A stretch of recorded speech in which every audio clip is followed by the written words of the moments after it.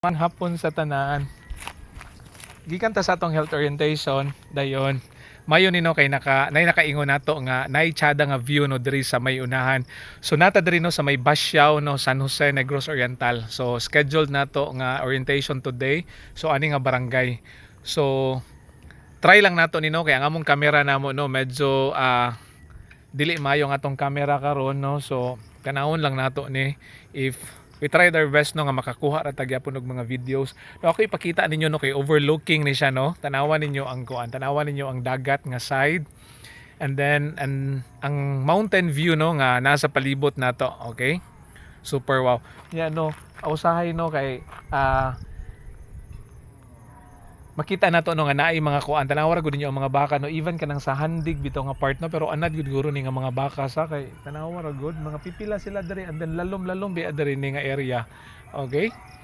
So nice kay ang palibot. So hapon na ta karon. Okay?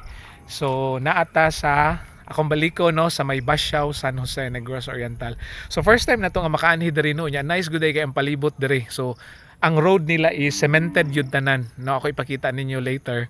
And then ang ilang mga mountains diri no kana bitong medyo laglom no nga mga pangpang no anyway na may daghan kayo pud nga mga kahoy no kung makita ninyo green. Okay? So bye bye.